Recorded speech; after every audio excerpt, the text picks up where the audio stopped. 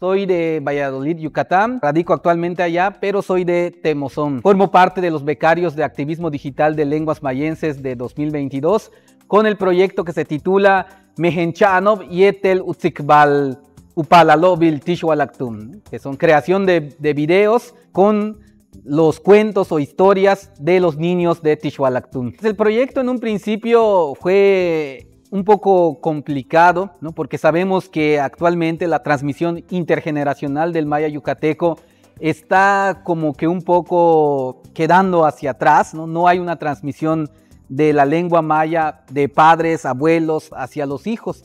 Entonces estar buscando a niños que hablen maya fue algo un poco complicado en un principio, porque incluso preguntaba a los niños que primero si hablaban maya y la mayoría decía que no hablaba maya. Fueron conociendo el proyecto e incluso se fueron involucrando más niños en la actividad, ¿sí? Porque a un principio, el primer día que fui a la comunidad, llegué y solo me encontré a un niño. La verdad me sentí muy triste, un poco decepcionado, ¿no? Porque yo pensé que iba a tener allá unos 20, 30 niños, ¿no?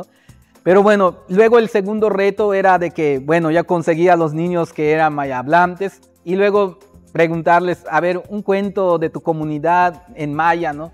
Y que me decían, es que no sabemos cuentos de nuestra comunidad, ¿no? Pues, ¿qué hacer en ese caso? Un plan B, ¿no? Porque pues los niños no tenían o no sabían cuentos en maya, ¿no? Entonces hubo algunos 2 que 3 niños que dijeron, bueno, pues yo tengo mi abuelo y me puede contar uno y lo puedo aprender, ¿no? Pero hubo otros que no y entonces pues les dije, yo les traigo un pequeño cuento, se lo aprenden y así lo vamos ilustrando, ¿no? La verdad es un proyecto pues bastante enriquecedor para mí incluso, porque es la primera vez que trabajo con niños, no había trabajado anteriormente con niños, hubo muchos retos, ¿no? No sabía en un principio cómo trabajar con los niños, pero fui aprendiendo sobre la marcha, ¿no?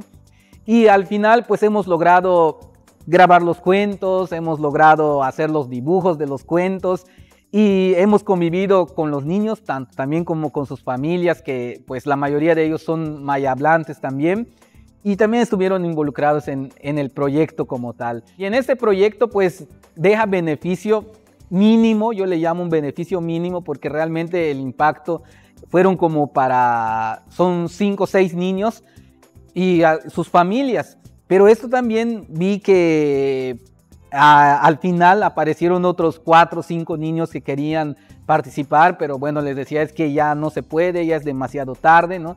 Entonces vemos que sí se está impactando como tal en esta parte de que estamos llegando a la comunidad y más que nada a los niños, porque son los que necesitamos, pues son el futuro de nuestra lengua maya, porque si no se les enseña el maya, no lo aprenden, no tienen una motivación sea intrínseca o extrínseca, pues el maya no se va a preservar. Cuando ya pase una generación más, pues va quedándose sin hablantes el maya yucateco.